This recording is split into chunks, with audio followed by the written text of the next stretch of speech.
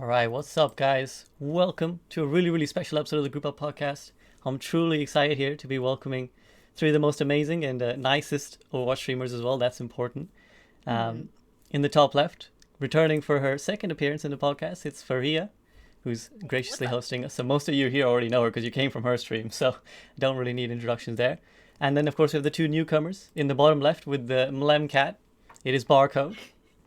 And in the bottom right, with her lovely avatar, it's Cupcake. So Hello. thank you guys so much for taking the time out of your days to join me and talk about some important stuff. Okay, so we're here to obviously discuss sexism in gaming, and obviously I made a video on this recently, and I've kind of at length talked about it and had my say, but I think it's really important to hear from the people who actually experience it. So I thought, who better than three awesome prominent female streamers, and they've thankfully agreed to join me. And I know it's a heavy topic, guys, so I won't jump you right in the deep end. We'll start nice and easy. So my first question is relatively low key. What first got you into gaming? What's been your gaming journey, getting from wherever you started to Overwatch, and did you encounter any naysaying, as it were, from friends and family when you got started? Who's first? Who wants to go first? Who wants to jump in the deep end? Fareeha has to do it. She's on Okay, cam. okay. All right. Okay. We're all watching you. Yeah. Okay. So, when I first started, it was actually me keeping a secret from my entire family because they used to be super against gaming, and they thought of it as just like this gigantic time sink where you're just gonna not accomplish anything with your life, and so they would threaten to break my computer whenever they would Wow. catch me gaming. So and they threatened to install security cameras in my room and monitor me throughout the day. It was wacky. Yeah, it was crazy. But eventually they got to be really accepting, especially after a little bit of success was had. So that definitely did help, and they're way more supportive now. But yeah, it was definitely a rough start. I started streaming on a Mac that was running boot camp, so I could actually play Overwatch. It was bad. Yeah. So wait, was Overwatch your first FPS? No, actually, I played Doom. I played Doom. Oh, Okay. Too. But those you can play on a Mac, so it worked. Yeah. And what was it that sort of started your love affair with gaming? Do you remember? Oh gosh, I can hardly remember. It's got to be some old Mario games. I think really old Nintendo games for. OG Mario. Yeah, hell yeah.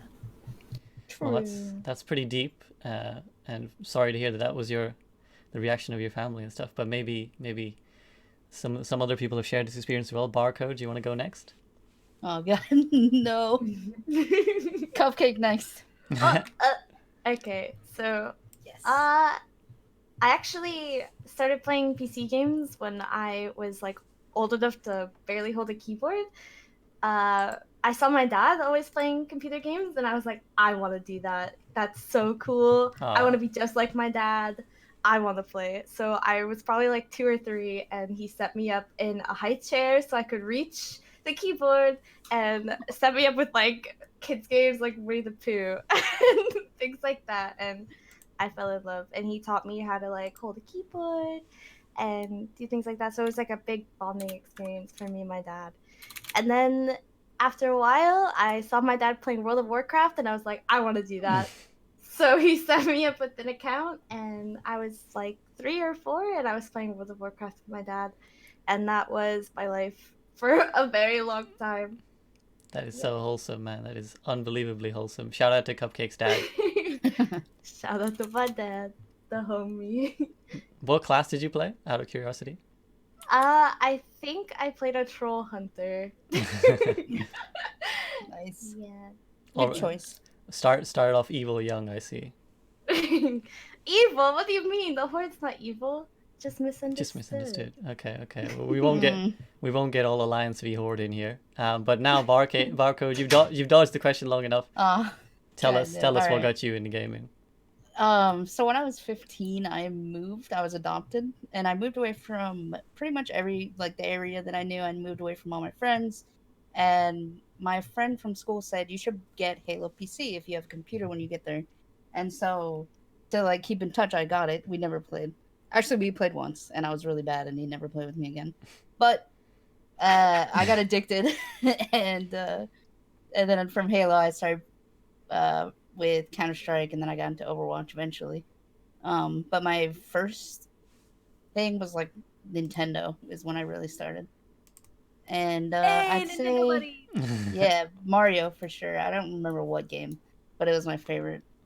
And yeah, my dad was really, you know, he was super old school. He was really older, and it was a waste of time, just like Fareeha said. It just wasn't a good productive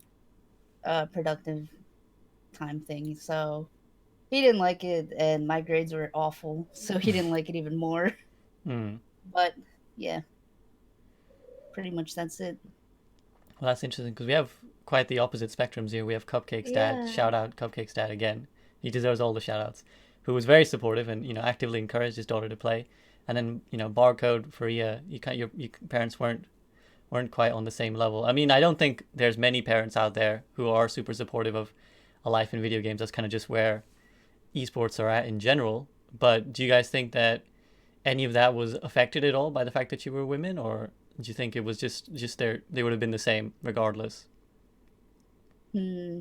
I think for me, it was just because my dad was like, when I was adopted, he was like 60. And so he grew up in a time where like staying inside wasn't really like a thing. You go out and do stuff. So I think that's why for me, he was like that. Yeah, I kind of agree. If anything, it's more like age. My dad's very young. He had Hmm. me when he was very young.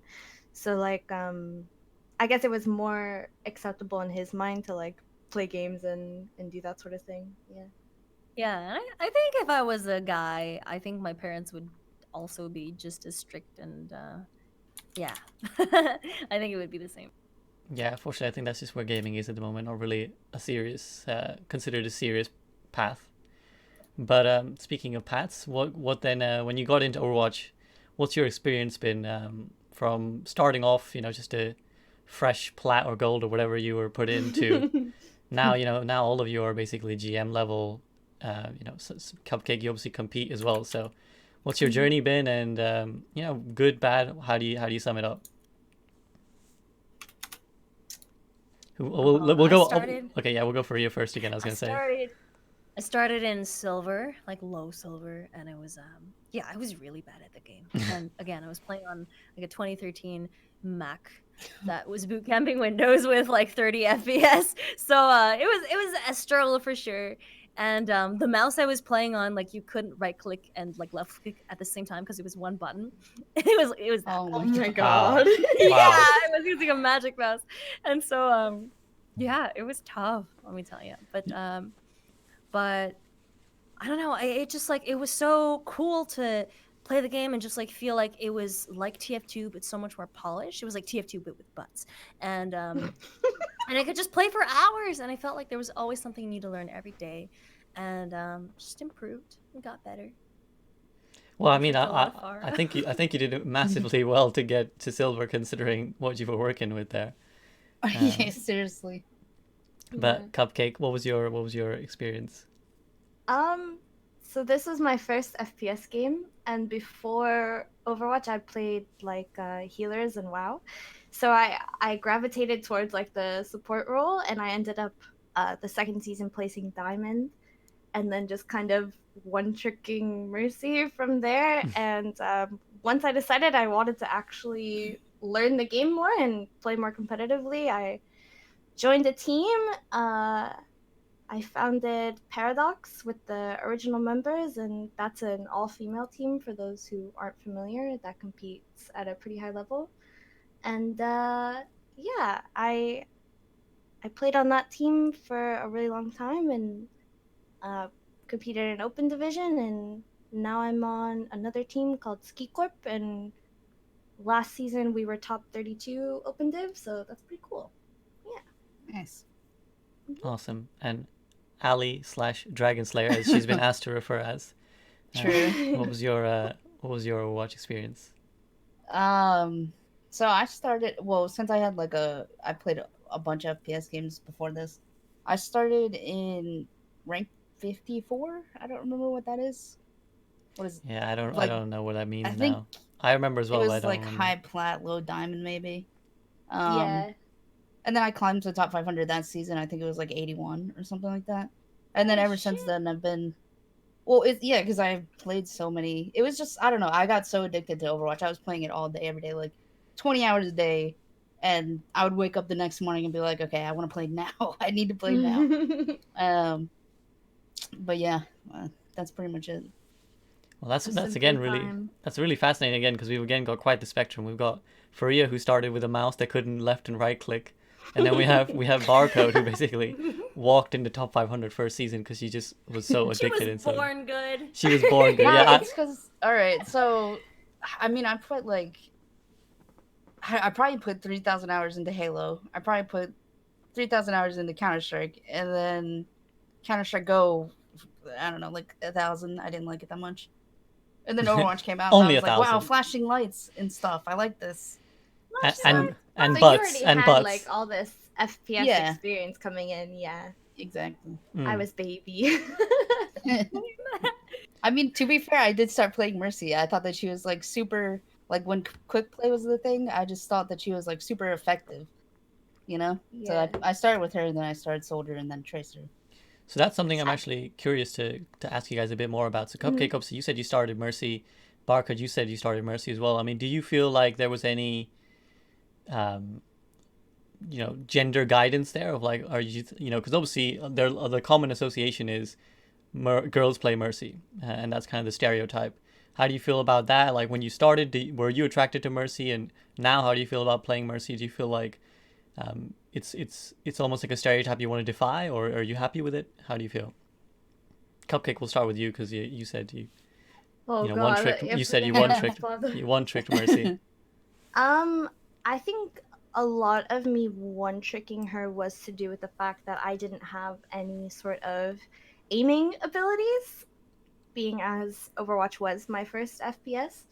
And I feel like that is kind of like a common theme for women coming into like Overwatch and wanting to play. The game kind of guides you towards like the easier heroes. Like you still get a lot of value out of playing heroes like Moira and Mercy because you don't really have to have any sort of mechanical aim. It's just mostly learning the game and playing that way. So I feel like that is a very common theme. Another thing, like I came from WoW playing healers, and I feel like there is some sort of like I don't know how to say, sort of stereotype or sort of expectation behind that. And I kind of, it's kind of a lot to talk about. I don't know if you're going to just let me rant or not. Go. Yeah, so I think the reason that there's a lot of women in these more support roles is that in our society, you know, women are expected to be more of like caretakers and caregivers, like have these more motherly roles. And I feel like that stereotype is still projected into spaces like games and seen in that support role. So I feel like for women that are playing games like World of Warcraft or Overwatch, and they have this support category, it's something that they resonate with and that they feel like they can join in on, you know? I hope that makes sense. That's my little rant. No, that makes sense. Absolutely makes sense. Do you agree, Barcode? I mean, what was your experience when you started with Mercy? So, I also played WoW, and I played a priest. And the reason I played a priest was because I was like needed. Like you have to have a healer in a raid, right? So that was like important to me for some reason. Like you need me to do this. So that's why I liked playing priest. And then when I moved into Overwatch, I was like, I just feel really useful. You also need me here, so that's why I played Mercy. But I don't know anything. Like that's the only reason I did it. Priya, how do you feel? I actually played Mercy for my first season too. Isn't that wild? Yeah, Wild. I mained, like I didn't main medic, but I played a lot of medic because in TF2, especially with like Highlander and stuff, there would always be like like medic would be one of the most important roles. Excuse me, I have the hiccups right now. Oh my god. Oh no. And yeah, I just like loved the crossbow with medic and just having so much impact. And so when I came to Overwatch, like that's kind of like what I gravitated towards too, and also kind of the fear of like letting down my teammates when with my like shitty aim. I didn't feel like I could play Tracer or like other characters. But you eventually did sort of transition, and now you're known as a DPS player. What was sort of Oh yeah. what got you comfortable into doing that? Oh, I just one tricked the hell out of Farah, and I was like good at it, so it worked out. Interesting. And obviously, Cupcake, you've transitioned as well from playing Mercy to playing most of the heroes in the game. At least I've seen you play a lot of tank and all the support, a lot of DPS rather, and all the supports. Yeah. So, what was kind of how did you transition with that way as well? I was sick of being the stereotype. I'm gonna be real. I hated falling into that category, and I wanted to break away from it. So I just spent a really long time working on my aim, working on my mechanics, and being like, I'm not gonna be this person anymore. And now I am a flex support player, so I play like Zen and like all the crazy aim support heroes. And then I've also got like a DPS only account, which has been like almost GM, so that's kind of crazy. Do you sort of, does it bother you now? I mean, obviously Mercy's still a great hero, and I'm sure you still like her, but does it bother you sometimes playing Mercy in comp? It doesn't bother me. I still think she's fun, which she is fun. You get to fly around, whatever. But it bothers me if somebody tells me to go Mercy, like, especially like if they don't know me or like they just see like my career profile. That bothers me. Yeah. Fareeha, do you feel like any of this kind of resonates with you a little bit? Are you sometimes told to like go Mercy or go a different role? Because obviously you play DPS a lot. All the time, and it's the worst because my Mercy is like pretty much my worst support. Yeah, so it's one of those things, and I feel like sometimes when they ask, they're just like, maybe it's an Ashe or like a Pharah who just wants a Mercy, but sometimes there is like that expectation behind it of like, oh, you're a girl, play that character, right? And Barcode, how do you feel about this? Same thing, pretty much. Exactly the same, really. Do you still get told to switch to Mercy? Oh yeah, all the time. I mean, it's usually, I don't know. If I don't play support that much, but when I do, if I talk in voice chat, oh, why aren't you on Mercy, kind of shit. But. And how does that make you guys like feel in terms of? Does it make you not want to play the game? Does it make you not want to come in voice chat? Does it make you not want to pick a certain role? Like, how does it make you feel? Is your experience in game? I guess for me, I kind of like, it kind of drives me to keep playing because I'm a spiteful person, and if somebody tells me to play the easy hero because I'm a girl, I'm like, okay, well, I'm gonna keep playing, and I'm gonna get really good and prove you wrong. Basically, is kind of my mindset behind it, and that's kind of been my whole like driving force behind getting really good. So yeah, at least that's my perspective, even if it is like super annoying in the moment. Yeah. No, I think that's a great attitude. I think it's a very good attitude to have. I mean, Barcode, Fareeha, how do you feel about it? Does it make you not want to play a certain hero, or does it make you feel like Cupcake, where you just have to prove them wrong? I honestly, I don't think I really care that much. I get like annoyed in the moment, but I don't care. They can say whatever they want. I don't care. When I play support, it's like if I'm on Mercy, it's a total meme, and it's like I try to force Ana way too much. And it's like it's like part of it. There's definitely part of it that's like just me not wanting to like be the stereotype, because I just like, yeah, I've just like done so much to like not fall into that, like, I don't know, like that like, ooh, boosted e-girl category, and it's like that's not true in the first place. Like that's only applicable for like very few people, but it's like that stereotype, it's just like it's so common in the minds of like higher elo players too, and it just sucks. It sucks that that's a thing that you have to worry about. I feel like you shouldn't take that into account. Like if you like playing Mercy and that's what you want to like one trick, then do it. Don't for sure. like, don't just because it's a stereotype and you might fall into that. Don't change what you're playing, based on that. just make your like if it's what makes you happy while you're playing, do that. Well, lovely, lovely inspirational words from Barcode. But of course, Barcode, you're pretty badass, and you can kind of you've shrugged off quite a lot. Whereas I guess it can be quite tough for some players, I guess, to shrug it off. You know, when I suppose when the comments are constant. Yeah. And have any of you ever felt like the comments just get too much, and you just want to log off for the day, or you know, just quit for a while, go quick play or something? Not quick play. Quick play is horrible. That's worse. That's worse than anything. I wouldn't say that for Overwatch for me that's happened, but for Counter-Strike, I think one of the worst times for me was like Counter-Strike was really bad because it was like 13 years ago or something, and there weren't like I'd maybe see a girl in my game like once a month, and I'd play like all day. And so there was one time where someone was being super sexist to me, but then everyone on the team also was super sexist. So it was like it wasn't just one guy; it was just every single person joined in, and the whole game it just became they weren't even playing the game anymore. It was just about like breaking me down basically, and so that was That stinks. not good. Where do you guys think that sort of attitude comes from, of just kind of, well, not just looking down on girls, but also in the case of Overwatch, looking down on Mercy players?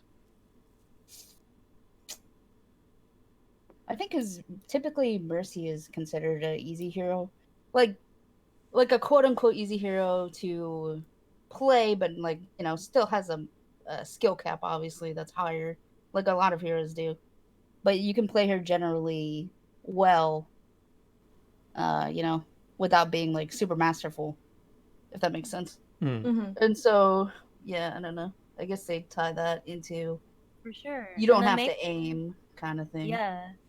And then they tie that into them playing like more quote unquote skillful heroes, or like more mechanically demanding stuff. Yeah, me shoot, me click hits, and exactly. and they like it comes with like almost like a sense of entitlement to just like you know get more and like you know get more like respect or SR or whatever it is out of the game because they do so, and it's like yeah, for sure. Yeah. So do you think it's sort of related to what Cupcake said earlier, where for girls perhaps the support role, I mean, do you feel it's true that the support role is gravitated towards because that's kind of expected of women, meanwhile guys are gravitating towards the carry role, the star role, and from what you're saying, a lot of guys who basically fulfill their self-worth from their SR essentially, and feel like being good at the game or being able to good at clicking heads validates them in some way. Do you think there's sort of a more wider cultural issue there?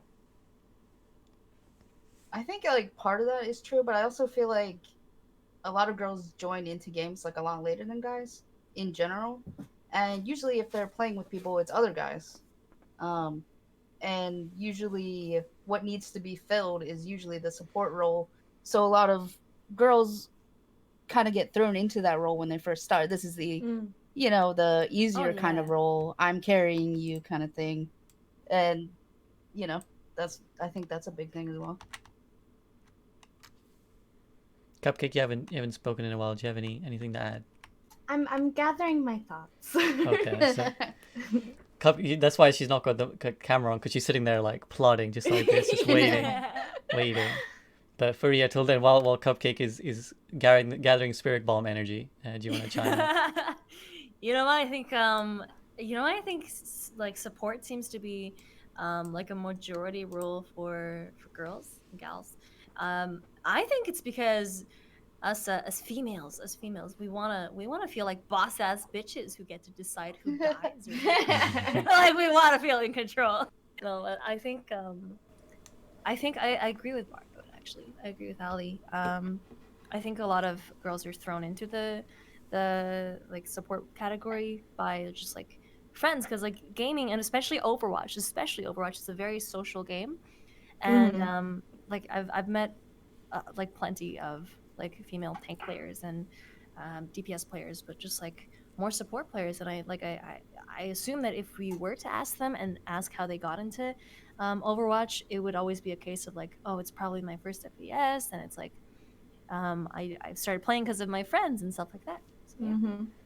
Yeah, I guess I never really thought about it that way. That it was my friends from like actually from WoW that were like, oh, come play, like we need more people, like come join us and stuff. And I just kind of did get kind of herded into the role, and even though I was okay with doing it, like I guess I hadn't really thought about it that way. It's kind of interesting.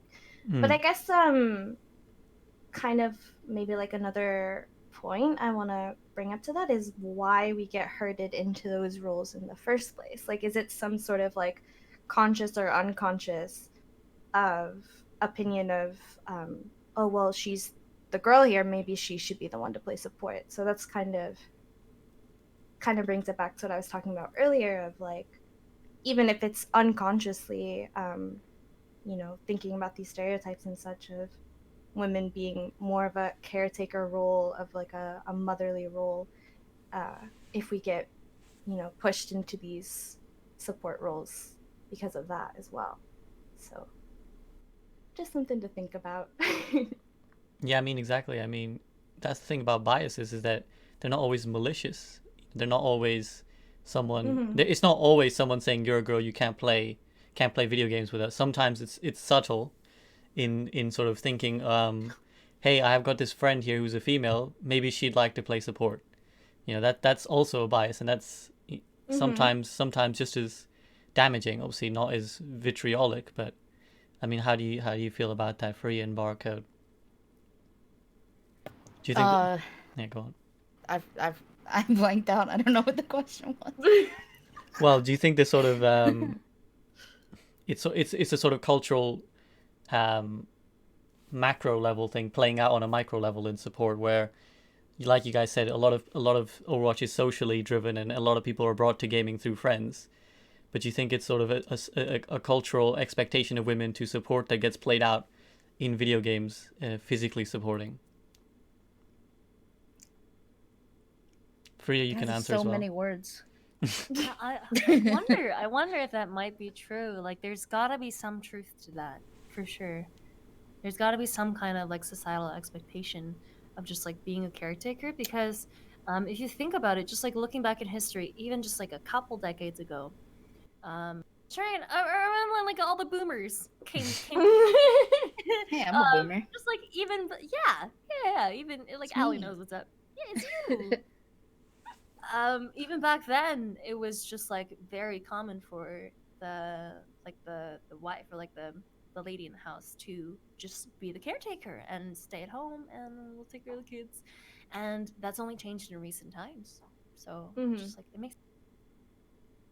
Do you think the reverse is also true, where men shy away from support because they don't want to be doing the girly thing, particularly a hero like Mercy? Do you think that men shy away from someone like Mercy 100 fucking percent. Yeah? Oh yeah, 100%. Go on.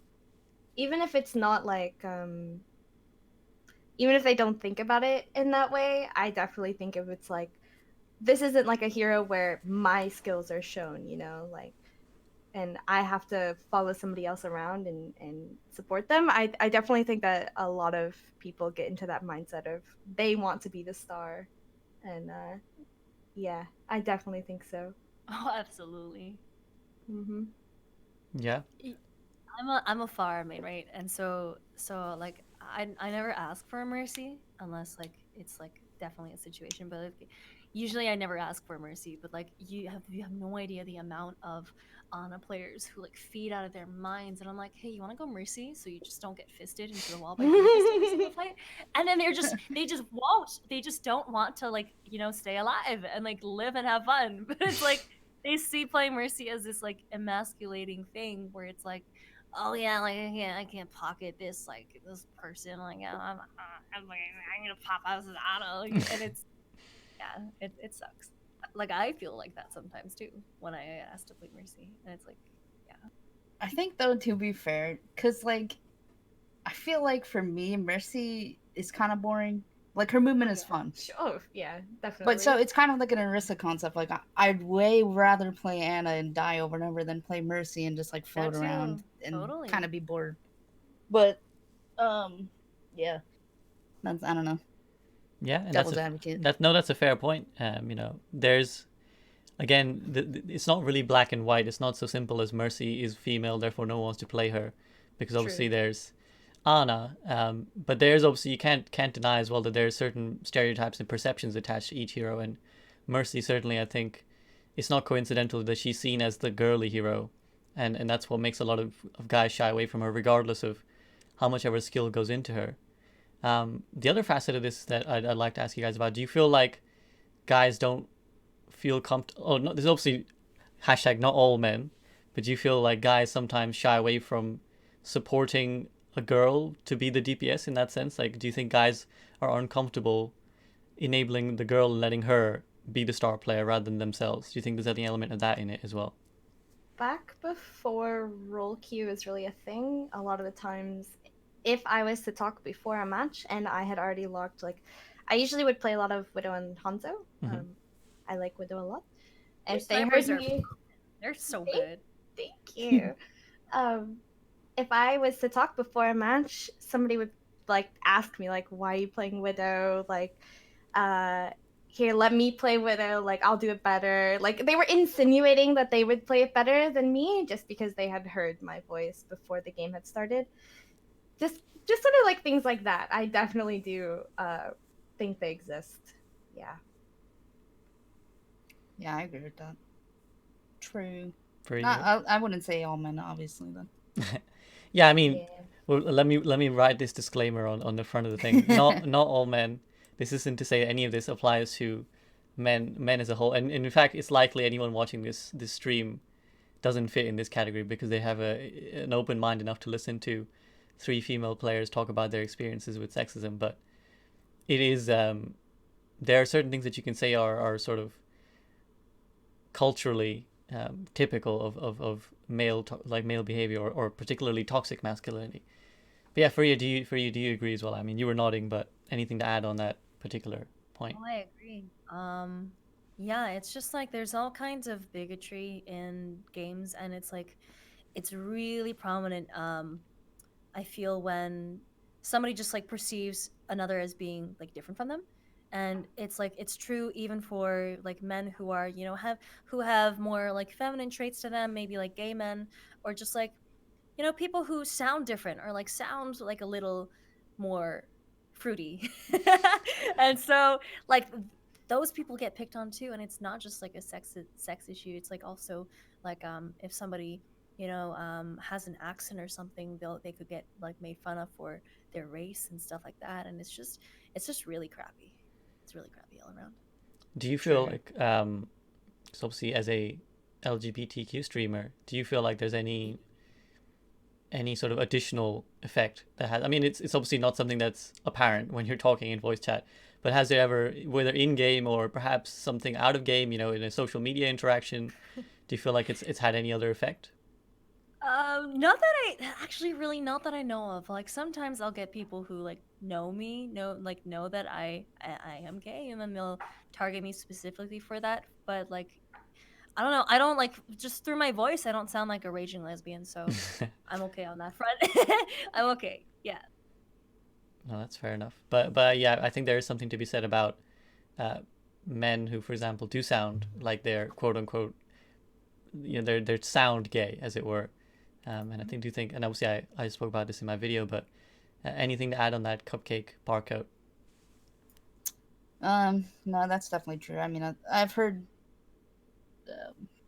sexist like things as well, just to them, just for um sounding more feminine, playing Mercy, stuff like that. Like, I feel like that's a big thing as well. That um is a problem a lot of the times.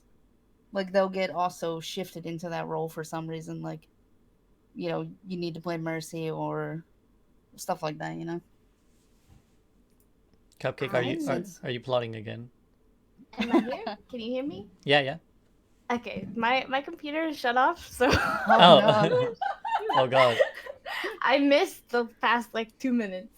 Okay, Oh, so well, we were talking about sort of other groups as well. LGBTQ people, men who sound feminine, and whether they're also targeted. And Fareeha was speaking about her own experiences as being gay in Overwatch, and she said obviously there's nothing that necessarily projects that she is a lesbian while she's in game, but sometimes it has cropped up when people find out that she is gay.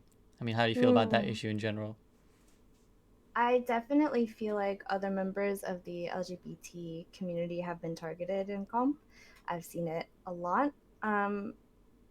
Saying like awful slurs to them and stuff because of the way that their voice might sound over mic is awful, and I've seen it plenty of times. Yeah. Yeah. I also think maybe a lot of the reason you get remarks like that, Fareeha, is because you're well known within the community as well. Like, I don't think. Yeah, for sure. Yeah. And I don't think there's anything about you over mic that screams like I'm a lesbian. She just said that. Exactly. yeah. I mean, this is slightly tangential, but do you mind, Fareeha, if I ask when you came out? Oh, I was forced to come out because of like a really shitty like vice principal at the school I was at. So wow. yeah, so like I didn't get to pick. It was like first year of high school. So bam, right there. That's It's been a They while. made you? What Yeah, kind of yeah. principle, dude? A law-breaking one. Oh, Jesus. well, Yeah, screw that guy. I hope he's rotting in jail then. But do you I feel doubt like it. do you feel like that has do you ever think about that like as part of your image or your anytime you make a decision as a quote unquote famous streamer, do you feel like does it ever have an impact? Does it ever, or just does it ever come into your mind like, oh, I'm gay, so maybe I should worry about this or worry about that? Well, I try to just like live true to who I am, like a lot more than I used to, and just try to push whatever fears come up like just out of the way, because I think it's really really important for other people to see themselves in influencers and in content creators, because I think uh I don't know, like when I started streaming, like Barcode here was such a huge inspiration because I didn't know Oh, any no. other like no seriously, no seriously, like it's legit, like I didn't know any other like female DPS players, and you were one of like the most prolific ones, and you were the one who made me think like, yeah, I can do this. Like screw this. Like I can click a mouse, like I can click heads just as good as the boys can. I can do this. But yeah, So you feel like representation really really matters and really helps. it really does. Mhm. Cupcake, how do you Yeah. feel about that, provided your PC didn't die again? I definitely find a lot of truth in that. I definitely have looked up to like Barcode because, like as Fareeha said, like she was one of the first, and I definitely feel like throughout my Overwatch career, it was like Barcode's so cool. She's doing things that nobody else has done, or at least other girls have done. She's like breaking all these barriers and stuff, and that was really really cool and inspirational for me. And I guess when I was like going into role swapping and learning all these mechanics and stuff, those barriers had kind of already been broken for me by other members of the community. So it's a good thing, right? So yeah. Shout out to Dragon Slayer Barcode slaying No. slaying the glass ceiling. Oh, God. But do you then so Cupcake, you mentioned something just offhandedly actually, but I had in my mind to bring it up again. You said you started a all-female team. What was the kind of motivation behind that? So I noticed that there wasn't a lot of women that really were getting the same sort of competitive experience that a lot of guys were getting in Overwatch. There weren't a lot of co-ed teams or just teams in general competing that had more than one woman on the roster. So I decided to make a team that was kind of a safe space for 6 girls to come together and learn how to play in a competitive environment. And from there, they would be able to join more co-ed teams and have this competitive background that maybe they had been lacking before, and maybe they wouldn't feel so out of place or behind, their peers and such. So that was kind of the idea behind that, and then it kind of evolved into, hey, wait, we're good. We want to compete together and things like that. So, yeah. Well, that's very very very lovely and very noble of you. Mhm. Do you feel like that's still lacking today, and do you feel like was it was it helpful? I assume it was, but Do you feel it was like a beneficial experience, and would you replicate it again? And yeah, do you feel it's lacking today still? I definitely feel like the team has been around for about 2 years. I definitely feel like at the time, it was severely lacking within the Overwatch community. There was very few like co-ed teams and all-female teams, and you know, you know, teams actively looking to have these players and things like that. But I definitely feel like now, I scrim a lot. I scrim it probably like at least once a day. If not, like tonight, I have like a double block, so I'm scrimming for 4 hours. But a lot of the teams that I play against now do have female players on their roster, at least one. So it's kind of cool to be able to see more representation, in the competitive scene. And I definitely do think it's helped other teams get started, female teams and such. We getting there. Fareeha is doing some stretches, but do you wanna flex some mental muscles too, and feedback on that? About just like scrimming and that kind of thing. Oh, just whether it would be helpful to have more teams which are like Cupcakes made, all female, or at least actively encouraging female players to join, and sort of, do you think that kind of helps as well? I think it's not just having like all female teams, because I think it's important. While I think like all female like groups and teams are really cool because they give, like a safe space for people to, not have to worry about sexism and just like work on their game and like work on their play. It's also really important to just like normalize girls and normal teams, right? Because that's what I feel is missing. And I feel like just like a better tier 3, tier 2 system, all over like all across the board, would help with that. Because then there would be like not necessarily pressure, but just like less, I guess, assumptions made whenever like a girl does get signed onto those teams, and um less pressure to just like turn them down just because of their gender, because I know that does happen on those teams for sure. Barcode, how do you feel on this? Uh, so I think that all female teams are like, it is a good idea. Like everybody said, it's a safe space, and it kind of just like, um, gives them experience that they might not get if they weren't accepted to another team and stuff like that. But I also think that it can also be a little bit harmful, because you're separating yourself as well, by going forward and only being on an all female team, so you are separating yourself and saying like, hey, I'm different. And I think that can also like perpetuate the whole like Yeah. separation between male and female thing. But like I said, I also think it's really good. So it's I think for me it's like a complicated topic.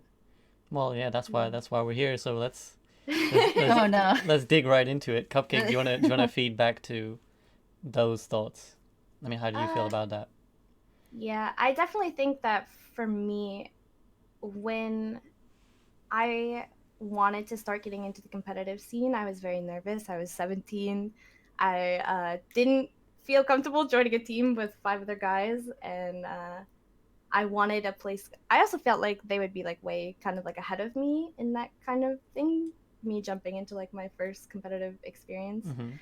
So I was like, I know a way to do this. I know how I would feel comfortable. And it turns out other girls would feel comfortable in the same way and wanted to be competitive in the same way. So, yeah, I think definitely for me, if I hadn't been on an all-female team, I wouldn't have made the leap into like other, I don't want to say like real teams, but do you know what I mean? Like, I feel like real is definitely the wrong word. Well, but like other teams, let's say regular, Yeah. not regular either, co-ed teams. Yeah. Let's call them co-ed teams, or non-gendered teams in that sense. Right. Yeah. I definitely wouldn't have made that leap if I didn't already have that experience and already feel comfortable. So So yeah, I mean, like you've kind of touched on Cupcake and also Barcode, as you said, it is a complex issue because on the one hand, I can definitely see lots of guys being very salty about the idea of, well, that's an all-female team. How's that not sexist? Yeah, exactly. And then, but I guess the flip side is that how do you get women being in a team to be normalized until you actively seek women to be in your team? And the minute you actively seek women to be in your team, someone's going to feel some type of way. Because if you're a co-ed roster or a non-gendered roster, for example, and you recognize that there's a problem and that there's not enough female players, how do you get them to play without, to some extent, actively looking for them? Because if they are at a disadvantage, which we kind of, I think, would agree on, that there is a sort of a tougher environment for them to come through. Not in terms of they're playing a different game, but they're playing in different circumstances under different pressures. How do you get them from regular play just in ladder to being in a team without some extent of contrivance, some extent of pushing the issue? I mean, how do you guys feel? I definitely think that, especially because I was founding Paradox, I definitely did push a lot of women into, hey, there's this thing happening, if you've ever wanted to play competitively, like maybe you should join this Discord, nudge, nudge, push, push. So I was like actively looking for women. If you're talking like a co-ed team specifically looking for female players, I think that is kind of a different issue. No, I'm just talking generally. Just generally. Okay. Yeah, I think that's a little bit different because there are less female players, therefore the talent pool is going to be smaller, and so it's going to be harder for you to find a good like female player that you need. You know what I mean? Yeah. Not saying that they don't exist, but I'm saying the pool is smaller. Oh yeah, absolutely. Mm-hmm. About a quarter smaller. Or actually, no, it's a quarter. So 25% female, 26% actually female players. In ranked? In Overwatch. In Overwatch. Yeah, so in ranked, and then at the highest level, it's got to be like, I couldn't guess, but it's got to be way lower, Yeah. So you have to take that into consideration too. It's not just 26. Yeah, it's even lower than that too. Yeah. Yeah, absolutely. Fareeha, I think. Oh, go on. No, I don't want to. No, Cupcake, you can go. I definitely think that's something that we can do to, normalize women competing, and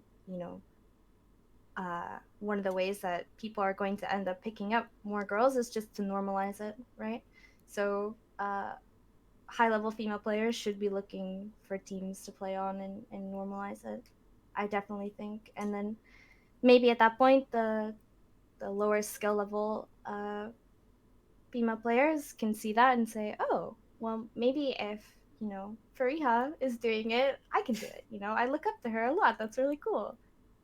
And so on and so forth. Yeah. Fareeha? Yeah, I agree. I think it's going to be a couple of really special cases, just like really paving the way for more people to really open their eyes and be like, yeah, like I do want to pursue this. And then you have more girls like trying to join teams and scrim and trying to get on those teams, because I feel like the lack of more women in higher tier competitive play, it's not due to a lack of skill, it's not due to a lack of ability, it's due to a lack of desire almost. Because it's like, I don't know, like other than like a really, really pure love for the game, like you have so many other options, you have so many other things to pursue before you want to dedicate 16 hours to a game where you're gonna be sidelined because of your gender and be constantly defending your own worth and trying to constantly prove that you're decent. Right? All right, I am not letting Fareeha not expand on that more. I'm not letting you run away from this one. You have to give us a little bit more. Give us a little bit more about, because obviously you're not yourself on a team, Mhm. What do you sort of, what was your thought process? And the way you spoke there, I think it sounded like you kind of have a very clear reason why you think it's not really necessarily for you or for a lot of women. Uh-huh. Okay. Okay. So I've been on a couple teams, but it's like it's never been like a gigantic, like really successful or like really highest ranked team. It's just been full of a lot of drama and like, everything bad about scrimming. So like people not caring, people not being on time, things being hard to schedule, trauma within like the team and the members, and it's just like a waste of time. And I don't know, for me personally, it's that I just like streaming a lot more, and that because I have this venue as an option, like I would rather take that. And so I try to have fun with that. But I know for a lot of other people, it's really discouraging when they see how girls do get treated, and people of color do get treated in terms of like tier 2 or like tier 3 scouting, and how it's just really skewed and it's unfair. And when people see that, I'm sure that that's definitely a turn off for some. Have you seen this yourself personally? Oh yeah. Okay. And it's sort of how commonplace would you say it is? I wouldn't know too much, but I've definitely seen girls denied opportunities that like guys with like equal skill or like even sometimes worse skill will be offered just because of natural assumptions, that kind of stuff. Barcode, you I guess I can ask you the same question because you also, to my knowledge, aren't part of a team. Any sort of thinking behind that, or Okay, so I was on a team like a while. I don't even know what season it was. It was Soldier Tracer meta. That's all I remember. So however long ago that was, I was on a team. I was on a couple teams, and I was trying to um and I wouldn't necessarily say go pro, but like I wanted to start kind of down that path. But I got on a couple teams. We did like the small, like I think it was like the Razor tournaments, like all those little small weekly tournaments. We did all those. Um, and like Fareeha said, it was mostly like the scheduling, people not showing up, not caring. Like that's what really turned me off from it, and the fact that I guess this is a flaw from Blizzard in my perspective, that there wasn't really any kind of support for the tier 2 scene, which I would say I was quote unquote tier 2 because I had the tag. But other than that, I don't, because there's a lot of like controversy on what tier 2 was or is and blah blah blah. So anyway, um this was when like all the sponsors, like the Dignitas, like all that, I think Rogue maybe had a team. I can't remember exactly. But they Yeah. were pulling out because OWL was announced but Contenders wasn't yet. And they had known about it. And so all of those teams were pulling out, and people are scrimming like 6 hours a day, 8 hours a day, practicing all day and getting paid. Like if they won a tournament, they'd get paid like $20, not each, like split between 5 or 6. You know what I mean? So it's like it was not a viable thing at all, sure. and putting a lot of effort into it. And like I'm old, I'm super old, so getting into the pro scene was just not like a viable thing for me to do, like not a smart thing. Mm. So but I never had problems getting on a team. Like I was never turned down from a team because of my gender. I was turned down because I didn't know how to play Genji. Like I wasn't like flexible enough. That was like my main downfall. What a world that was, huh? Yeah. Cupcake, how do you feel about that?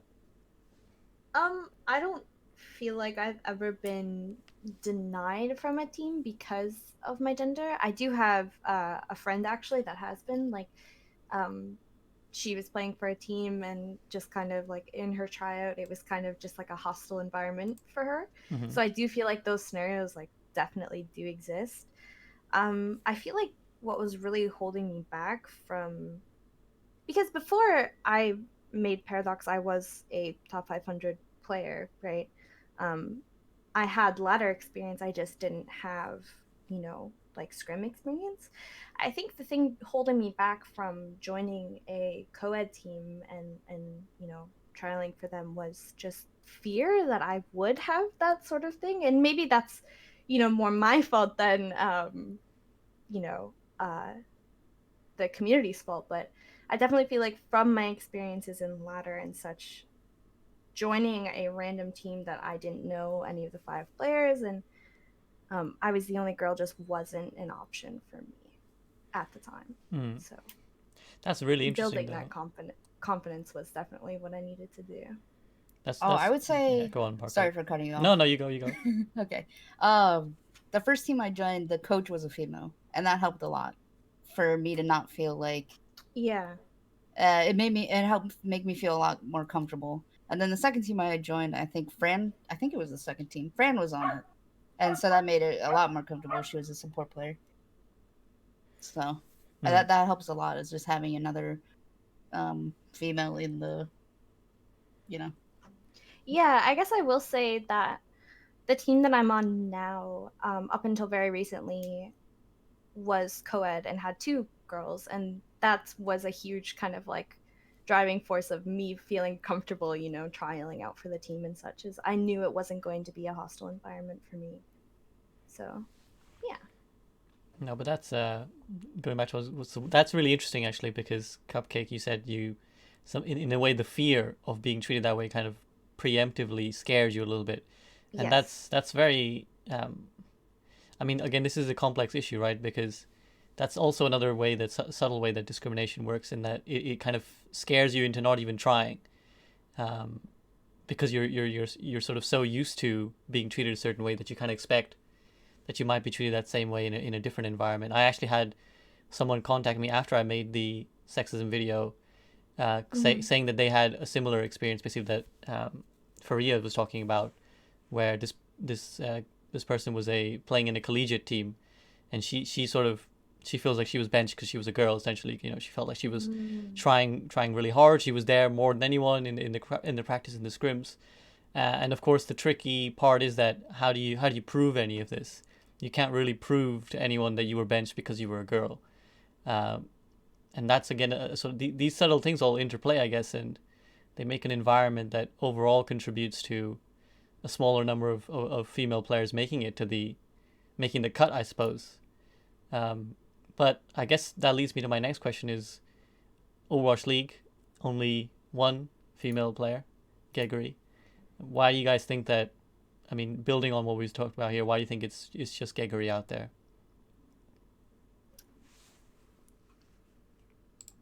I think it's a lot of what Fareeha had kind of talked about earlier. It's not worth it. Like, for someone to put in all this time into going pro and potentially not even making it. Like, I guess Fareeha and Barcode, talked about the same thing. A lot of women that are really good at Overwatch would much rather stream, and that's way more, I guess, dependable, because if you kind of like put it like facts wise, how many people are in Overwatch League? If you do like all the teams times at least like 6, there's some number there.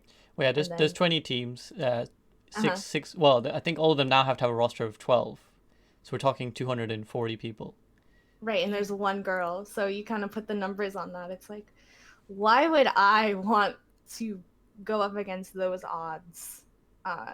Especially when, you're not just competing against other women, you're competing against everyone that wants to go for that. So it's not dependable.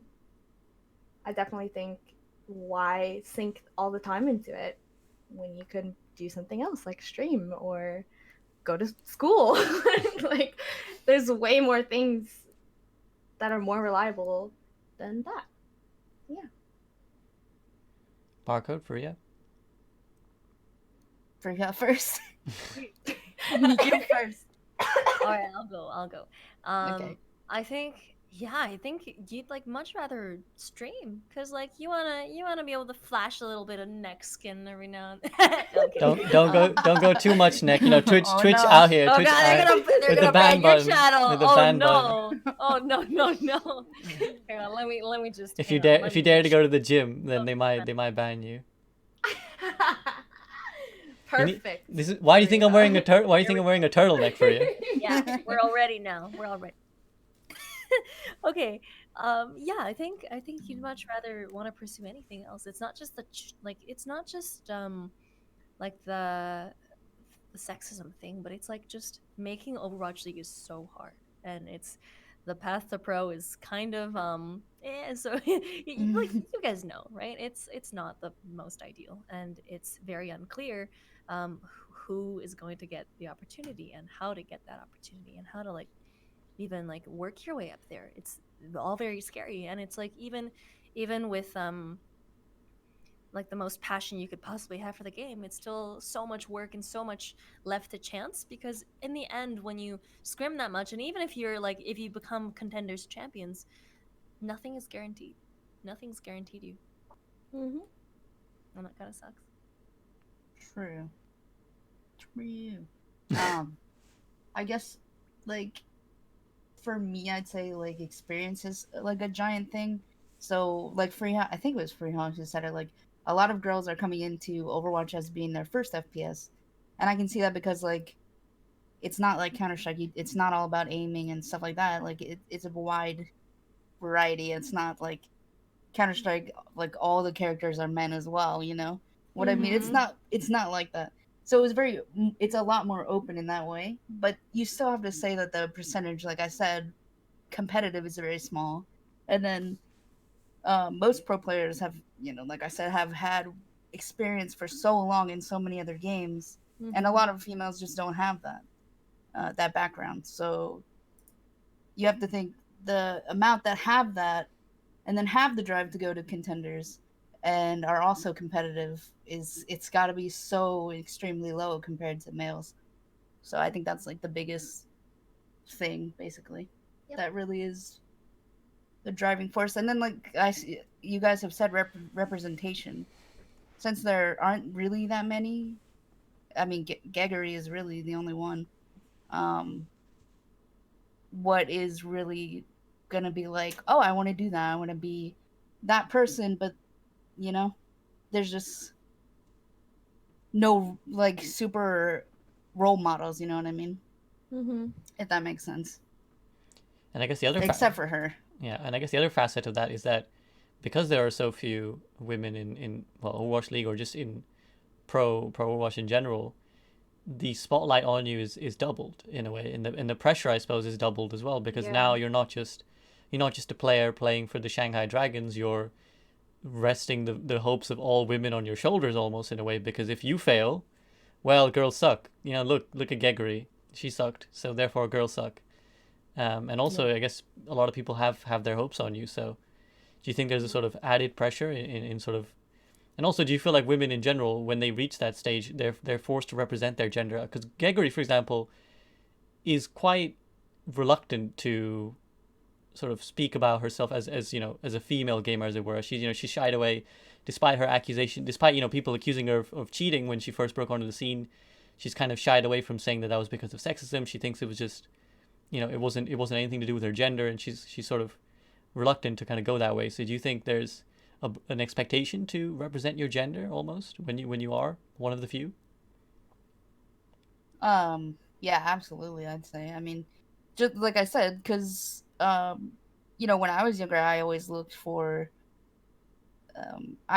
pro players and be like, oh, I want to be that. Every time I started a game, I always wanted to be at the top level. I didn't want to be, you know, but there weren't really any figures that I could really look up to. There were some back then, but not very many. Just like an OWL, there's only one, and yeah, I mean, I think that even as a kid, I put my expectations on them as a female player. Like if they did bad, it felt bad. If that makes sense, I don't know, Yeah. because it did feel like they were representing females. It's a bit of a tough catch-22 situation. Faria? Yeah. Faria? Oh, I think I've said all my points Okay. on this. Okay. Yeah, I just imagine there must be so much pressure on Gegiri, and good Mhm. thing she's so sweet, but it's like, yeah, like that amount of like pressure would crush anybody. It's tough. So I I guess agree. in a way she needs, to be the only Overwatch League the women Overwatch League, you need to have almost twice the mental strength of a regular player, because now you don't. It's not just the regular pressures of being a pro. You got all these additional pressures too. So, yeah, it's again, it's so tough. It's how do you solve that problem? Without putting more women in, but then more women will have more pressure. So, tricky business. Cupcake, any thoughts before we sort of move on to the next topic? I guess on kind of like the other hand, she is very adored by the community, probably for the same reason that she, would get any amount of hate. So it's just kind of like I don't want to say like a double-edged sword, but yeah. Yeah, no, they're sort of, again, it's a complex issue. And actually that raised a good point that the appearance of women as well. This is because this is something Chad is talking about, that Gregory, quite possibly anyways, dresses quite androgynously, shall we say. Like, she doesn't necessarily project overt what we would expect stereotypical femininity to look like. Do you guys ever feel that kind of pressure about your appearance as a female streamer in particular, or anything like that? No, well, I mean, Barcode. But I mean, is sort of, I can't really answer that. Well, is your decision, just sort of personally motivated, if you don't mind me asking, or is it? Yeah, it's really personal, because it's like, I'm just an anxious person, first of all, and second of all, I'm not very reactive. So like, even if I had my cam on, I'd probably just be straight faced the whole time. It's like boring anyway. And second, like, most of the time I'm in bed, I roll out of bed, I roll into my chair, and then I'm playing Overwatch, you know what I mean? Like, nobody wants to see that. And then thirdly, I would say, shit, I forgot the last thing. Oh, okay. So I already get criticized for my gameplay, obviously, right? And I don't want the added extra, like, criticism on what I look like. So if I can just separate that and just play the game, which I would be doing anyway, that's what I like. And my favorite streamers are always like Lyric and Moon, who never used cam because their personalities were so big that they didn't have to. And so that's the reason that I don't. Fareeha, Cupcake, one of you, who's gonna chime in first? Cupcake, haven't spoken for a while. I've done a couple of webcam streams. I used to not like at all, but I definitely feel like me personally, I want people to be there for my gameplay, so I kind of shy away from more webcam related stuff. I want people to watch me because I'm a good player, not because I'm a cute girl, So maybe that's my self-confidence being like, oh, I'm too cute. They're just gonna look at me the whole time and not pay attention. But yeah, that's definitely how I feel about it. Fareeha? Oh, I feel the same way. Like, I don't know, like I've always dressed like really, I don't know, kind of like tomboyish. I have like a lot of athletic wear, as you can see, and it's like that's just how I'm just comfortable in it. And with having that, like Ali said, it's like you're putting out another layer for people to criticize, and that does suck. But how I started to see it was like, you know what, I'm insecure about so much about myself, and it's like the more I put myself out there and the more I let myself just like dwell and like sit in that discomfort, the better it gets, and the more like comfortable I am just being on camera and just doing dumb stuff. So that helps me. And if people are gonna criticize me for how I look, then it's like not people I would have wanted to listen to anyway. So it's all good. True. True. Also, I'm lazy, to be honest. Another factor is that I'm lazy, okay? Like, I'm not gonna brush my hair every day and put on makeup. That's not happening. So it's a lot of work, I think. I resonate It with is that, a lot of work. Yeah, sure. Oh yeah. And then there's also the worry that I have to dress a certain way too, because standards are different for me. So it's like, I don't know. Yeah. Well, let's get into that a little bit, because obviously, Fareeha, I know you were recently sort of, was it temporarily banned by Twitch for, basically you took a picture in your gym wear, and Twitch got a little bit triggered and decided that was a bit too raunchy, and I believe temporarily banned you. Is that correct? It was a warning. It was Okay, a warning. Sorry, my They bad. put me on probation, so they took away a lot of my like privileges as a partnered streamer. So yeah, but yeah, it really stank because I wasn't wearing anything revealing, and like you would have seen more tit going out into the streets. Like you see more titties at church. Like it's Oh hell yeah. Get your yeah. face. Yeah, for sure. So I just trolled them with like a ghost cam. I just had my face in a green screen and I wore like a giant green suit that covered every other part of me. So yeah, but like stuff I like that, remember it that. makes That's you funny. wonder. It makes you wonder because there's like shirtless guys running around Twitch just like nips out, nips free, and I'm like, I want my nips to be free if I wanted to. Like it would be Oh, nice to have the option. I guess yeah. something else I could add is like I am a curvy individual, so I do feel like a lot of the times when I'm streaming, I cannot wear anything that has any sort of neckline on it. It should be at my neck, and that's where it stays. So it's just kind of like not wanting to fall into, I guess, like the more revealing category of Twitch streamers. I just don't wear anything that I would normally wear, which would be anything that has a neckline on it. Yeah. I'm actually gonna bring up the picture, and I managed to find it that Fareeha was banned for. So stream. This is the. Wait. This is the adjudged. Oh my god! Wait, Don't what get if your you get child. banned? Oh Don't shit! put that in. No. Well, hopefully not. But I mean, you saw a Oh, quick no. glimpse. Doesn't really matter. I don't really care. I'm Oh, not. I'm not partnered actually. So therefore, it doesn't really. I don't really care. Fareeha's PTSD right now. So, but the point being, It was as you guys really nothing. as you guys can see, it's nothing. Yeah, fuck it. As you guys can see, there's nothing here to really be upset about. But Yeah. it was deemed so by Twitch, and so did you feel like these? I mean, where do you think these double standards come from then? Essentially, why do you think Twitch comes down hard on you and not the male streamers with their shirtless streams?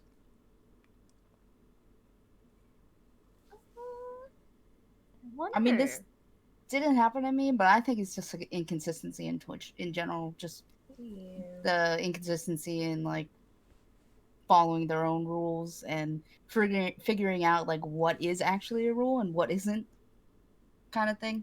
Yeah. Just inconsistency, really. That's what I would say, but I don't know, because it didn't happen to me personally. But I think that she could get banned for this, and then somebody could do something similar, but also won't get banned. You know what I mean? It's just very inconsistent. Yep.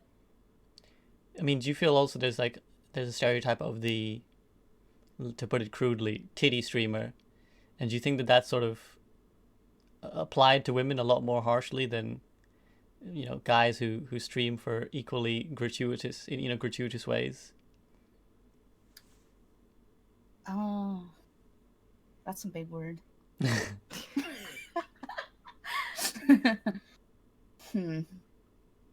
I mean, how do you feel about the sort of the titty streamer stereotype, as it were? Do you think it's blown out of proportion? Do you think it's...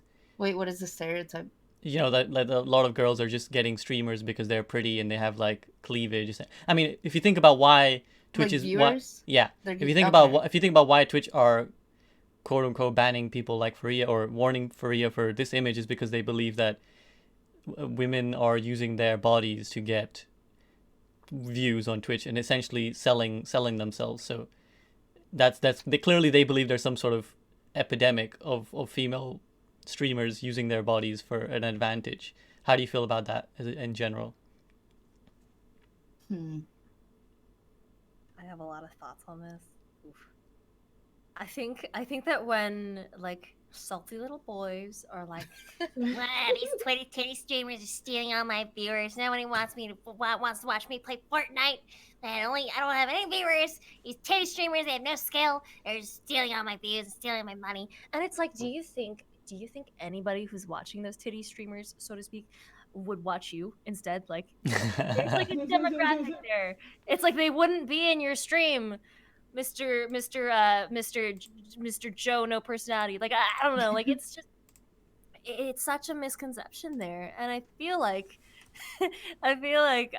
with titty streamers or like those girls who do showcase their view, like to showcase their assets a little bit more. they're they're free to. I think they're free to. Like so long as they're consistent and they're not hurting anybody, I think it's harmless. I think it's awesome to own your body and be able to like do whatever you want with it. And I think that so long as Twitch is consistent with the moderation side of things, Right. then it's okay. But don't like treat those girls a certain way and then treat like the most chaste Overwatch streamer of them all, who always wears high necklines.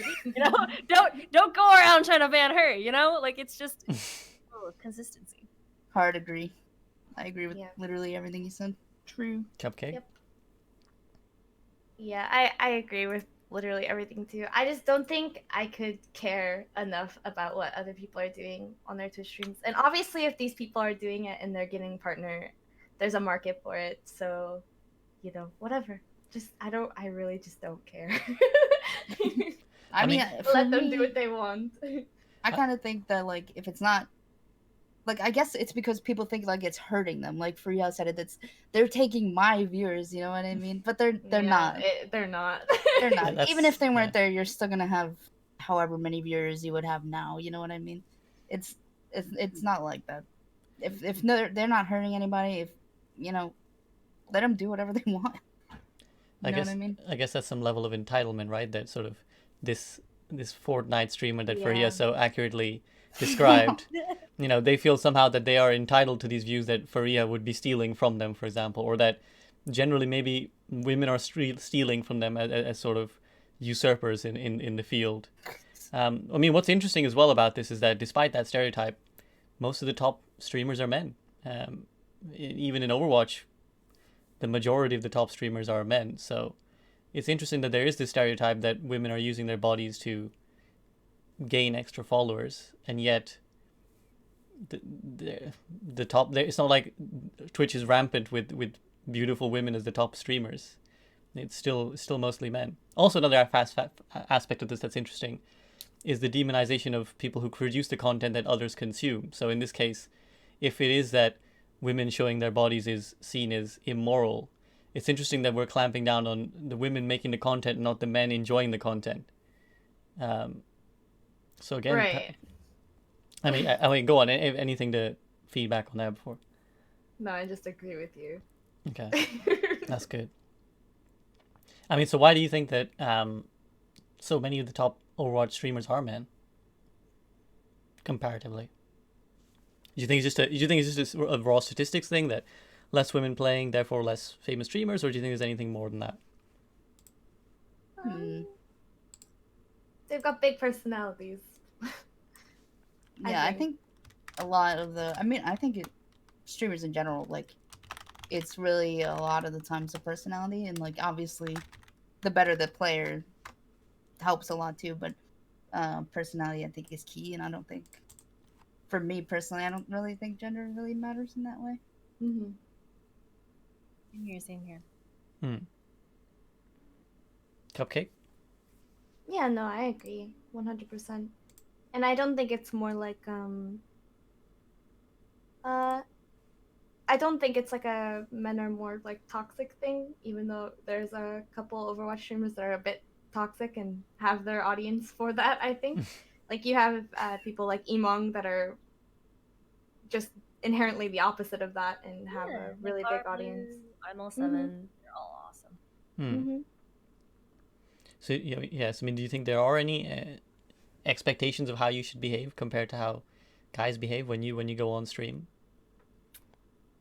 I've actually had people come in my chat and be like, I cannot believe this woman is burping into the mic. Which, okay, understandable, but I feel like it would have been fine if I was a dude. And also, cussing. Actually, I've been yelled at for, not yelled at, but for cussing a lot. They're like, why is this female you're not supposed to cuss like this. And I'm Yeah. like, what do you mean? Like, I've, what does I've that had even similar mean? experiences where like I feel like boomers will come into my chat and be like, "Watch your mouth, young lady." I'm like, "Hello." Like, What? this isn't like the 19th century or some shit. Like, what do you mean? Oh God, yeah. There's like there's this expectation of like I don't know. I feel like the bar is different for I don't know about you guys, but for me it feels like if I say anything like the slightest bit tinged with frustration, they'll be like, "Oh, you're so toxic." But then like some other streamers like I won't name names, but like they'll tell Me? others to like kill themselves. Oh, no. No, Okay, they'll tell well, them to kill themselves and like in a very graphic and very thought out way. And like nobody bats an eye. People laugh Yeah. at that, and it's like, what? I guess I don't get that because, like, I'm openly toxic. Like, everybody knows it's not hidden. No, I'm like I'm that not too saying sometimes. that Though. kind of stuff, you know, but Yeah, for sure. yeah, I think it's kind of expected. And there's So they're not the- like, yeah. No, you were gonna say something, Fareeha. Say it. Oh, I was gonna say like there's always like it's okay to turn up the heat and be like be able to flame people, like that's totally fine. But there's always those people who are like who just have that expectation where you just need to be perfect and pleasant all the time, and I hate that. That's not a. Or people who like come in and they're like, oh, calm down. I'm perfect. Like, Yeah, I can see that. People get into gaming. It's perfectly normal to get heated, and I definitely think that like it is more accepted for guys to kind of fall into that than without girls. getting labeled as emotional, yeah. Yeah, I can definitely see that.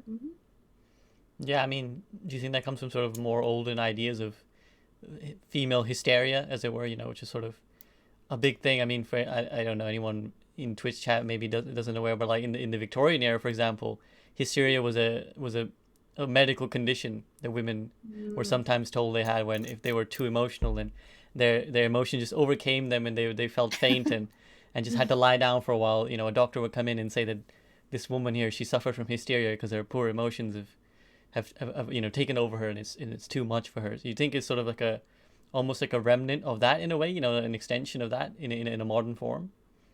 Like women expressing frustration is them losing control, but guys doing the same is just them being fun and humorous.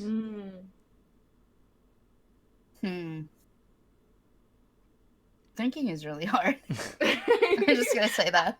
I'm right there with you. My one brain cell is like working extra, and it's really hard. Wait, you get one? Well, You got a whole brain cell? You gotta share that. house. You gotta share that. yeah, I bought it. Potato win. Shit. I don't know.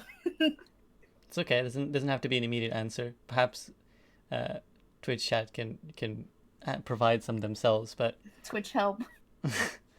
I mean, I can definitely see like I definitely do feel like maybe in voice chat more so than like my Twitch chat, because I'm not as big as a streamer as Fareeha or Barcode, but I definitely feel like I calm a lot in voice chat, and if my comms are less than happy, people are immediately like, what's wrong with you, like what's going on, like you on your period? I've gotten that a couple times. That's a fun one. Yeah, so it's just kind of like and then in the same way, if a guy is toxic or less than happy in voice chat, it's not received the same way. So yeah, it's definitely interesting. I don't think I've thought about it before, so Same. do you feel like you need to play that role quite often in game of pacifier? like a peacekeeper? Yeah. Definitely. But I think that's more me as a player. I'm trying to keep the peace, keep things focused on the game.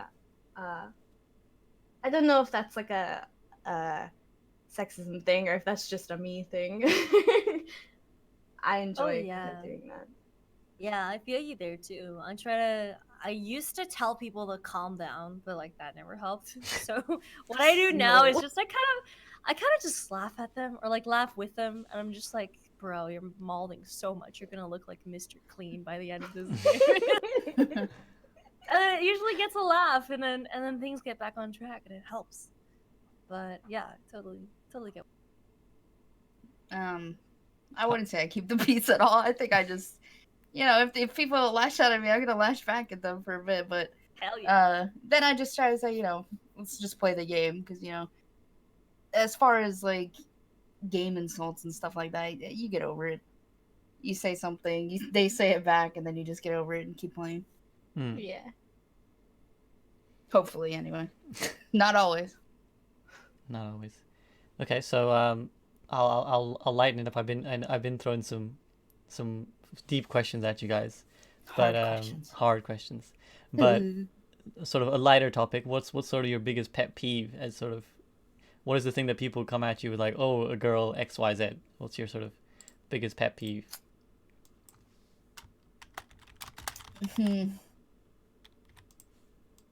I would say my biggest thing is like, if I talk in voice chat and like you can literally physically hear it in their voice that they've given up on the game just because like Oh, I hate they've realized that I'm a female and I'm on DPS, and that doesn't really happen as often as it used to, but it does happen, and I think that would be one of the things. And then like the second thing is other females being sexist to another female. It's like, dude, you know how it is. What are you doing? Yeah. Stop that.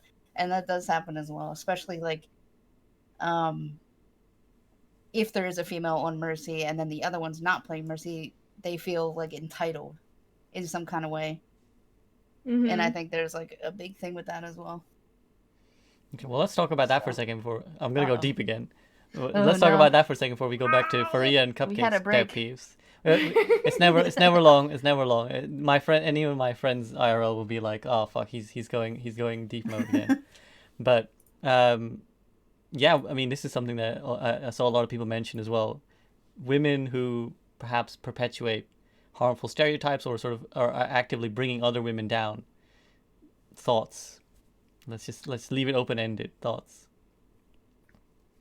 I don't play Mercy, therefore I'm quirky and different. Ha ha ha. You play Mercy? Oh, that's weird. You must be bad. Yep. You feel like I they're heard it. you feel like they're pandering. Yeah, Wait, I what don't does know. pandering mean? Like altering their behavior to make men happy, essentially. Okay. Oh yeah, it's like that's definitely what it is. It's like, I'm gonna wear this armor of like being shitty to other women too, so that the To guys fit like me. in. So I'll be one of the Yeah. guys, to fit in. And it's like a self-defense mechanism, and it's really really shitty because when you're a gal and you know what it's like you shouldn't be pulling that shit. And it's like, no, you're not special. You're not different. You just have internalized misogyny that you need to fucking work through. And like, just the fact that you're not on Mercy, it doesn't make you any better, and like, it doesn't make you entitled. It doesn't like give you anything to hold over the other person. Slips. I think it's just like that player kind of, maybe they play with people that are exactly like that, and that's what, like, they just fall into that category, and without realizing it, they're doing that. You know what I mean? If that makes sense. And I'm sure they don't like when it happens to them, so it's kind of like, also, if I do it to them, then it can't be done to me, if that makes sense. Oh, You know what I mean? It protects them, yeah. Yeah. Cupcake? Yeah, no, I just agree with all of that. Just sitting here like, yes. Yeah. For you, like, I'd quite like you, for the benefit of anyone on Twitch who maybe doesn't fully get what you mean. What do you mean when you say that they've internalized misogyny so much that they're behaving like this? Oh, it's like that they hate their own gender. That they hold like these deep-rooted beliefs that girls are worse at video games, and that like that they have to defend themselves, and they have to like have this like armor of like just toxicity and just being an asshole, because that'll shift the blame away from them. And I guess to add to that, it feels like they need to disown their feminine identity in order to be accepted. And inherently what they're saying is being a guy is better. So therefore I'm going to distance myself from being a girl. And that will see me being treated better. So yeah, inherently they're believing that being a guy would be better than just accepting that you're a woman, I guess. Yep. Okay. I so- agree with that, but so I guess this is just like a thing that I did when I played Counter-Strike, because Counter-Strike was really bad when I started playing, and so I would name myself Dustin because I sound like a little boy anyway. So, nobody would question it. They wouldn't be like, "Oh, it's a girl." They just feel like, "Okay, it's an 11-year-old playing games. That's fine." And so I could just play without having like any kind of comments and anything like that, or but yeah, I definitely growing up in like that kind of environment where I wasn't accepted, like especially in competitive, it was I had to be a lot more toxic as well. I feel like, and I had to also armor up as well too, like a lot, to basically combat like a lot of the comments and stuff like that. And I was pretty young. I think I was like 15. So yeah, I think that's why like now I can just be like, I don't care. You know what I mean? Mhm. When somebody makes comments. I always I'm had. too I always old. had you boomer. I always, I always had, kind of like unisex names like Alex or stuff like that for my usernames too, just to avoid the target, like the targeting that you get, and avoid like in RuneScape how you, like people would be like out looking for girlfriend. Yeah. GP. I'm Yeah, still like, I'm stuff still like- looking. Exactly. Yep. Okay. Well, and do you think as well that it's more hurtful when a girl does that to you? Like, It's just confusing. It's like, hello? What do you mean? Stop that. I don't know. Yeah, it just kind of sucks. Yeah. Okay. I would just say it's confusing. Okay, fair enough. Well, let's go back to pet peeves then. Maybe it'll get deep again. We don't know. That's what I'm hoping. Cupcake, do you want to go next? So like biggest pet peeve, is that what we're talking Yeah, about? yeah. Okay.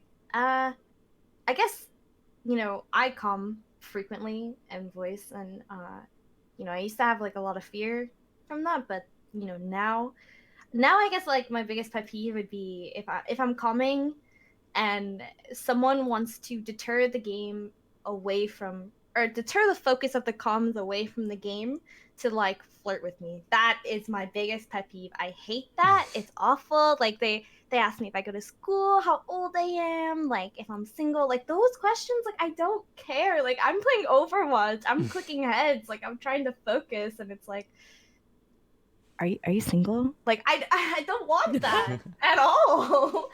Yeah, that's girl, you got a Snapchat?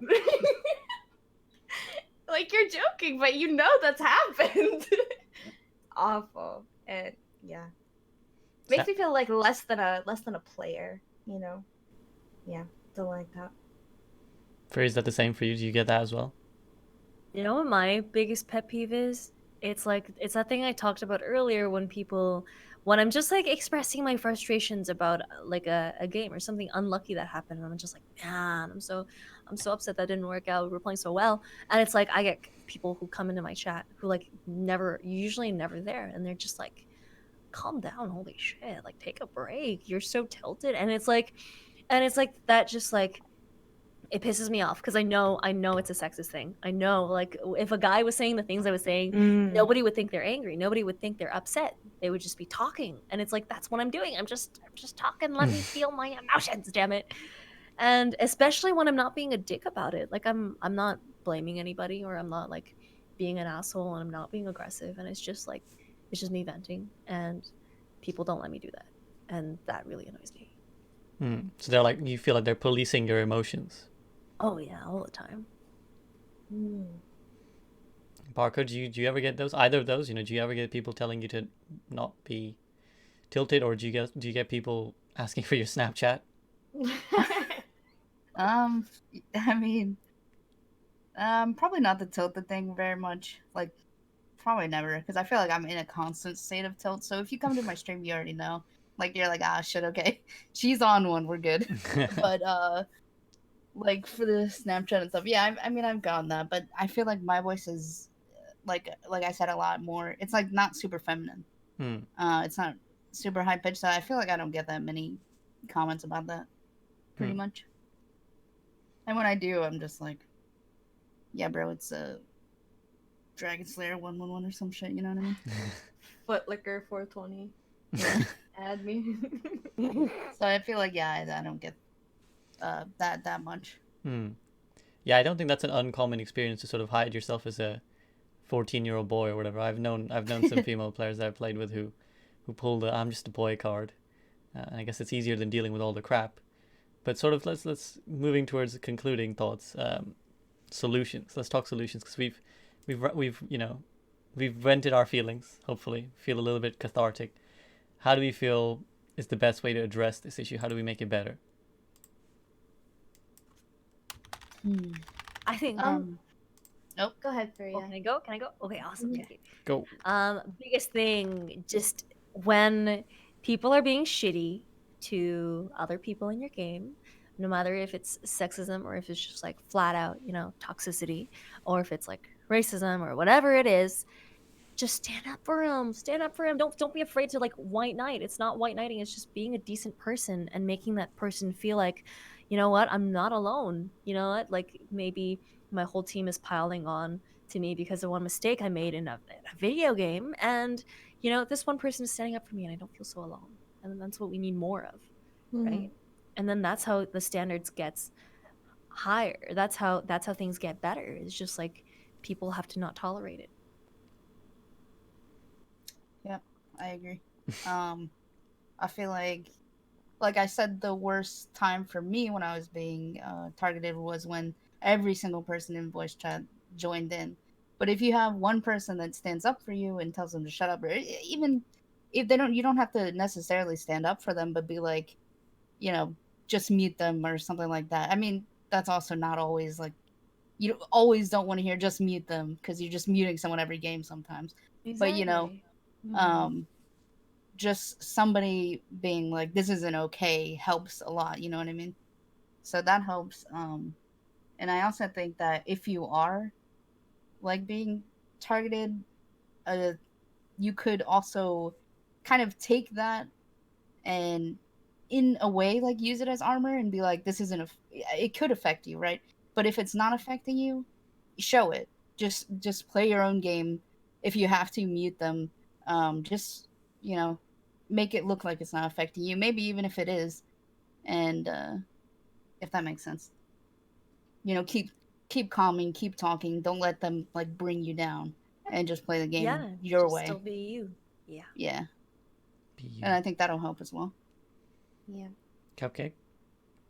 I definitely think that the best thing that we can do is normalize women gaming. Like, I know we talked about it a lot earlier today, especially like in the competitive scene, but I definitely think that, having Twitch streamers that are playing at a high level, and, having even just girls playing at a high level and getting into like Twitch streamers games and stuff, it does normalize it. And I really do think that we're on the right track. It just needs to keep happening. And you know what Fareeha and Barcode were saying, having just one person in your game say, you're like, yo, dude, that's not cool, like, helps tremendously. And it's just a couple words. Like, just saying that makes the, like, I don't want to say like abuser, but like whoever was being, toxic in that sort of way, makes them feel like they're the one that's out of the loop. They're the one that's being weird, not you, for playing a game and being a girl. So yeah. There's actually a lot of scientific evidence that backs that claim up. Actually, quick tangent, but they did a study where they got about 10 people in a room. Only one of whom was a real participant. The other 9 were actors, and they would ask them a question, and they would give them sort of two answers on this card, and they'd ask them to raise their hand for whichever card they thought was the right answer. And what they got the actors to do was raise their hands for the wrong answer, and then they would see how the participant, do they go with the flow? Basically, do they follow what the other people are doing? So when they did raise the wrong answer, all the 9 actors would raise their hands. The overwhelming majority of people also raised their hand, even though they knew that blatantly the answer was wrong. But then what they found was, in that study, when they added just one dissenting voice, one person who actually wouldn't raise their hand and would actually raise their hand for the other answer, they found that basically about like 70% of people then did raise their own hand. So the moral of that story is just that one dissenting voice is often That's enough. insane. Yeah. Is often enough to that get gave me people chills. to actually get them to change their mind, because I think the biggest thing anyone really is afraid of is being singled out, right? And that's, of course, that's what's happening to the one person. But when you feel like you're not alone, you've got someone to back you up, one buddy, I think that's quite significant. Okay, do you think anything systematic can be done, from Blizzard or anything like that? Any changes in the game that could be done, or Make the report system better. Take Mm. harsher action on people who do get reported a lot. It takes so much to get a hardware ban. It should take less. Yeah, Yeah, I agree. Not just for sexism, for like everything, Yeah. Sure. racism, all that stuff. I feel like I've seen more racist stuff than I have sexist stuff in games, and that's sure. pretty awful. Yeah. yeah, It's we pretty just want a nice place to play, right? Yeah, That's all we're asking for. and I think that, because like I said, I'm more toxic than a lot of people, but I feel like if you're gonna insult someone, just insult their gameplay. Don't insult them personally. There's no reason to do that, at all. Absolutely, yeah. Yeah, I agree True. with that too. All right, well, that brings me to the final bit then, concluding thoughts. Barcode, I guess, are those your concluding thoughts, basically? Don't be a dick. I mean, I guess like my whole concluding thoughts would be, yeah, don't be a dick. Also, you're, as like a female, you're not constrained to any sort of stereotype or anything like that. You can do literally anything that anyone else can do. So don't feel, I mean, feel whatever you want, but basically you're the same as everyone else. So don't feel like you have some kind of constraint on you, if that makes sense, especially in gaming. Basically, don't ever feel inferior, is what you're saying. Exactly, yeah. Okay. I can't, words are really hard. Well, I mean, they would be with your tongue out and wagging True. constantly. So, Cupcake. Yeah, I definitely agree. Like, break your barriers, okay? If you want to do something, go for it. You're no different. I agree with that a lot. That resonates really well with me. I definitely think for everyone that's not, doesn't really deal with the sexism issue, definitely please speak up. It helps so much. Even that little bit, it helps tremendously. Yeah, be nice to each other. Fareeha. My stuff is. You guys covered all the good stuff. Yeah. My words were the exact same. Yeah, I think that, especially whenever you face like any kind of just like dickbag behavior and people are just assholes, always be the one to like stand up and just be like, yo, that's not okay. Come on, dude, chill it. Or like because whoever is being targeted, they're gonna feel like they're not so alone in like just like being singled out like that, and it helps so much. And what else? I think don't let stereotypes define you or scare you away from doing what you like. So if you like playing Mercy and you enjoy it, then go for it. If you like playing DPS, don't be afraid to go for that too. Do whatever you would like, because it's your life, and who else is gonna live it but you, right? Gotta go for it. Ooh, True. hitting them deep. I need like a soundboard that's like an air horn, but with true. True. I can do that. All right, go on. But I'm pushing the button now. Button. Nope. I feel like you baited me there. I feel like you seriously baited me there. I did. All right, well, but those are some lovely concluding thoughts, and I guess what I'd like to add as well is that you three are living testimony of sort of being true to yourself, and not letting anyone bring you down and stop you from doing the things you love and the things you're passionate in. So, thank you guys for being such lovely role models to the Overwatch community, and also for joining me and giving me your time to talk about an important issue. So, thank you very much for joining me. Yeah, it's been a pleasure to have you, and I hope you guys enjoyed this as well as Twitch chat. I hope you enjoyed this as well. So thanks, guys. Thanks for having me. Thank you much so for having much. All right, catch you later.